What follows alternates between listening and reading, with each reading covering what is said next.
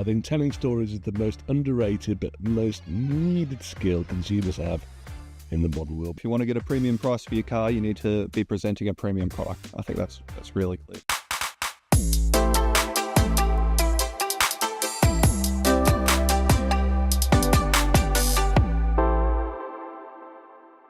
Welcome back to episode 5, Craig. Well, I'm glad you've counted correctly this time, Glad. Well done. Thank you. How's life? Good. Been very busy since the last episode, but how's everything with you? Oh, time has flown since the last time we met, hasn't it? But all good. What are we talking about today? We are talking about what makes a great advertisement for a used car. And I believe you've got a story for us. Well, Glenn, I think life is all about telling stories. Okay. I think if there's one thing that I'm going to teach my children, apart from how to play rugby, it's about how to tell stories. I think telling stories is the most underrated but most needed skill consumers have in the modern world. But anyway, let me tell you about a story. So, there was a guy, it's about 10 years ago. His name was Rob Walker, and he worked for the New York Times. He was a writer for the New York Times. And he wanted to understand the value of storytelling. So he went out with a colleague and he bought 100 insignificant objects. And that's actually the title of the piece of work, it's Insignificant Objects. He bought 100 insignificant objects from, they're called thrift stores in America. In the UK, I'd call them a tat store. What do you call them in Australia? Second-hand stores? No, they're not second-hand. They're just the cheap stuff that... dollar stores. A dollar store. Okay, dollar store. There's a pound stretcher in the UK, that sort of thing. These items averaged around $1.25. So he bought 100 items. He then got a small group of writers together and said, right, we bought these items. I want you to create stories for 100 of them. And we're going to stick them on eBay and we're going to see what we can do, right? So these are things you could buy for $1.25. And it was a range of things. And one of the things that he bought a doll for $3, and he bought a lampshade for $1.50. And I think the lampshade that he bought for $1.50, they eventually sold for $125. Wow. How do I get him to be a salesman in my car yard? And all 100 items sold. Mm-hmm. And the increase in margin, or increase in profit, was 2,900%. on the items that he bought. So how do you do it? So it was all about creating stories, and it was about connecting with the audience, right? Someone could have bought the same doll or same horses. There was a horse's head that was worth $1. Same lamp. But the stories that they created connected the consumer with the article. So it was, nice stories like, this was the lamp that my parents gave me when I went to university, and I studied under this lamp, and this lamp got me through my education and was a light to me. And they created a story which people just bought into, and they wanted to buy those items. They meant more to them than just the item themselves. Right. And I think that's really interesting. And the reason I think it's really interesting is I think that's something that is missing, certainly in this market, when it comes to selling articles. I think it's about creating those stories and connecting people to the article. Okay. That's really interesting. Now that you mention it, I've seen a few ads or viral posts like that over the years where people have told stories about the journey they've had in their used car. Normally I see that, though, from private consumers. I don't think I've seen it before from a dealer. Yeah, I mean, look, obviously dealers can't sit down and write those kind of stories for every car. That would be impossible. Well, I don't know. I've written some pretty good stories with ChatGPT lately, Craig. Well, I know that's a good point, right? Because ChatGPT and other AI platforms can write stories for you. There's no doubt about it. But I think, the consumers can definitely write those stories. And I think that what we'll get onto in this podcast is, I think if dealers think about creating those stories that connect people to the car better, they can secure better prices, they can get better interest. Yeah. And a lot of that is missing. It was funny, when I used to spend money on cars, I don't anymore, but when I used to spend money on cars, I was in the UK, and I bought a very nice Audi RS Avant, the big, nice, beautiful one. And it was the one with the Lamborghini 5-litre engine. And I absolutely adored this car. And when I bought it, I didn't know this, but when I bought it, the sales guy who sold it to me said, "Oh, by the way, this was owned by one of the Premiership footballers." And I thought, well, of course it is. Of course it is. And you probably won't know him, but there's a guy called Wes Brown. Okay. And Wes Brown played for Man United. Mm. And Wes Brown had this big, thick lock of ginger hair, curly ginger hair. And I kid you not, when I got in the car, in the headliner next to the sunroof was this big, thick ginger hair from Wes Brown that obviously got stuck when he was last driving the car. And I thought, well, that's a story. They probably could have got more money out of me if they'd have said that it comes with Wes Brown, especially for me. Yeah. Wes Brown. Yeah, well, it really justifies the premium you probably paid for that out. Well, probably. Yeah, buy this car, it gives you hair, which would have been a good sales line. But no, I think let's go back to the subject at hand, right? About how do you... we've done a podcast previously about the Chinese market and what that could do to the market. We've talked about floods and what that could do. And I really think, in this market where, sometimes there isn't value for second-hand items. People just don't see the value in second-hand items. And I think it's up to the seller to create that value through telling some stories. I don't know if you've ever seen any, apart from consumers, good descriptions from dealers, for example, that have set themselves apart. Yeah, I think some obviously dealers can't tell a story. They can't be like, we purchased this car 10 days ago from a consumer. It's probably not a very interesting story, but I think dealers can really craft stories about what's unique about this car, if it's something unique about the engine or about this model. So I think there's a few ways they can weave a story into their advertisement. It might be a little bit of history about the brand, a little bit of history about the model, or a little bit that's unique about this specific car, whether it's specific features.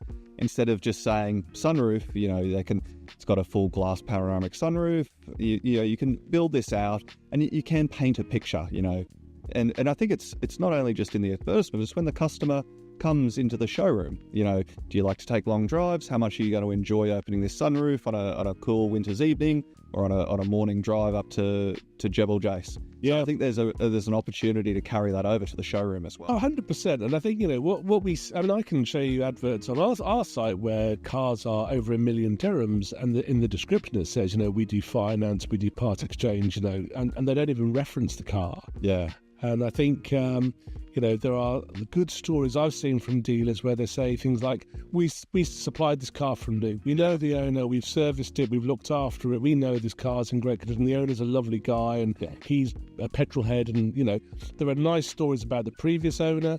There are stories from owners who say, we love these cars. They rarely come into circulation. We hardly ever see these cars. Now, you can keep doing those for prestige cars and exotic cars, but obviously you can't do that for the volume car, right? You can't be sitting there in a volume dealership saying, it's another Nissan, we love Nissans, right? But there are stories you can craft around that Nissan. Yeah. It's a no-smoking car from someone who's really cared, that put attention into it. It's got a full service history, which shows it's been looked after and low mileage, and just pull out those key points that consumers want to hear. Yeah. I want to know that the owner looked after it. I want to know it's got a full service history. I want to know that it didn't have a smoker. Yeah. I want to know this dealer thinks it's a good car. And I'm reassured it's, they can build those kind of stories. The other thing I see dealers do is I see them building value, especially if they're a certified pre-owned dealer, in their certified pre-owned package. How many point check did it go through? What did we check for? What's the warranty? What's the after sale? What do you think is sort of the best practice there, Craig? Well, there's no doubt about it. The approved dealers who invest, millions into these programs need to shout more about the benefits of the approved program. And I think, it'd be interesting, maybe we should do a podcast about it, but I think actually few consumers in this market probably know the benefits of most used approved programs, because I just don't think approved dealers push it hard enough. It's almost like an afterthought. Oh yeah, by the way, this car's done 230 point check, where it needs to be at the forefront of the storytelling, really. Why do they do these checks? They do these checks to make these cars as good as a brand new car. Now, if I read the advert, do I get that story from the advert? No, I don't get that story from the advert. Yeah, I think certified pre-owned dealers, they want to command a premium price for the certified car, and they probably should. A lot of them only sell the best cars, and the ones they reject might end up in other places in the market, or they don't trade them. And then, 9 times out of 10, they'll be backing it with a really solid warranty.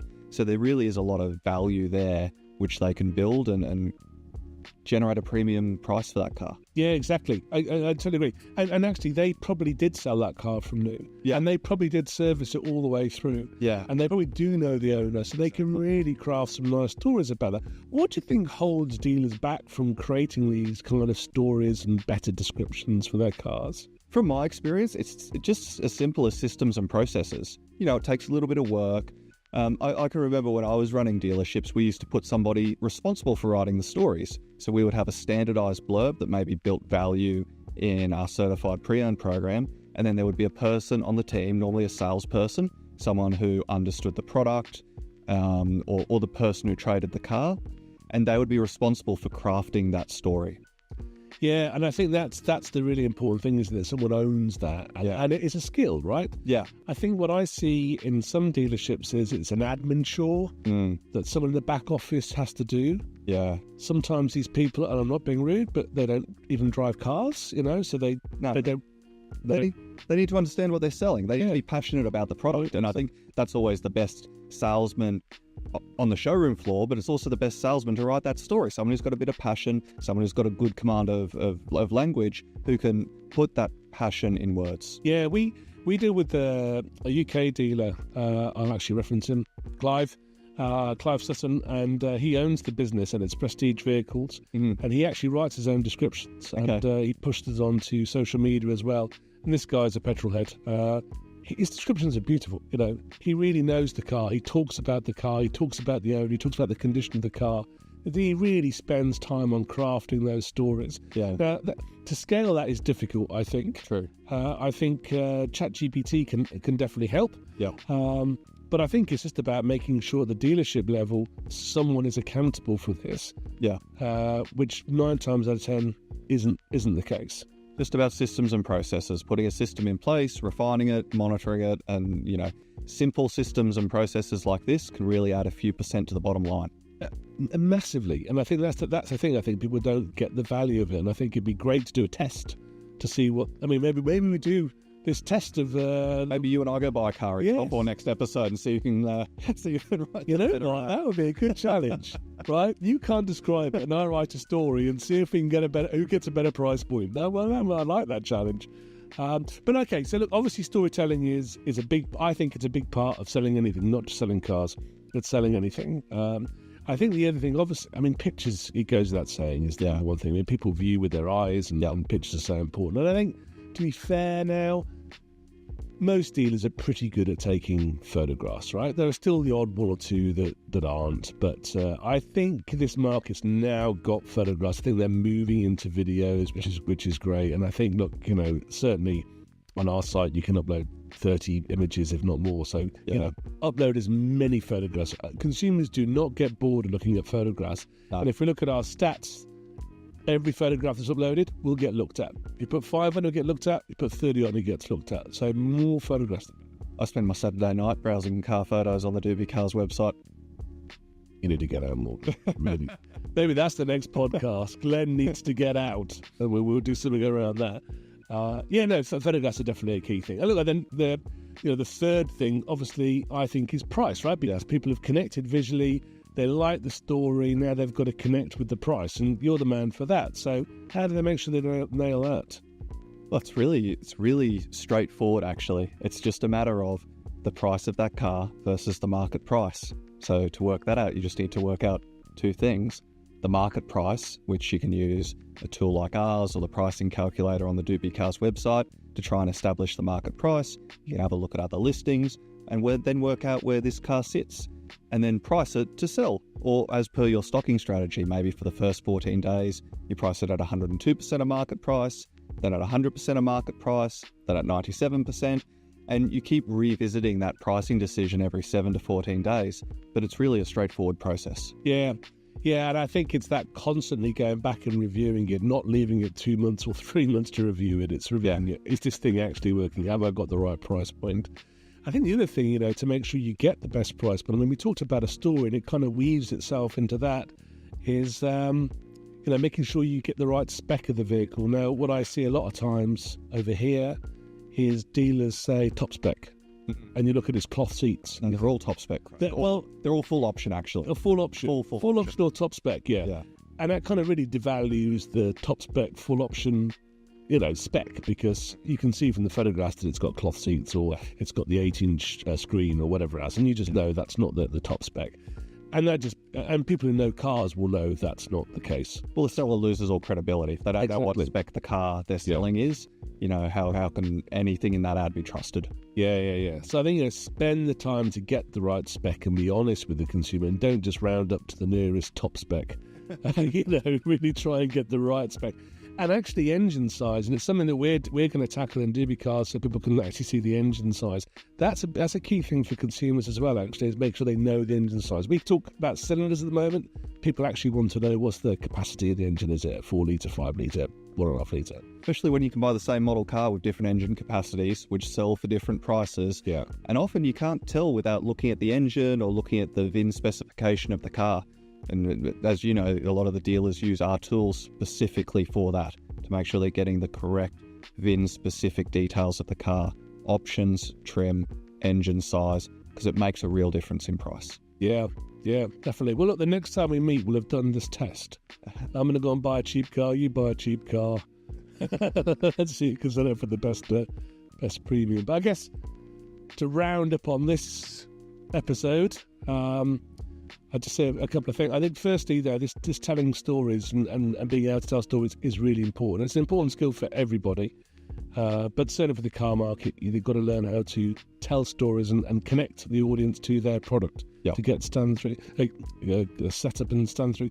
I think the other thing is, they've got to make sure they price appropriately. So that just puts them out the market immediately. Yeah. They've got to be honest with the consumer around the specification of the vehicle. Yeah. And if they've got a dodgy photograph, don't put it in, right? There's no point putting it. It's not just about volume, it's about quality. If there's 30 and one's bad, just don't put the bad one in, put the 29 good ones in, and keep the visual aspect high through photography. So they are my top tips. Anything from you? Sounds good to me. If you want to get a premium price for your car, you need to be presenting a premium product. I think that's really clear. That's a good roundup. Perfect. Thanks, Craig. See you next week. See you.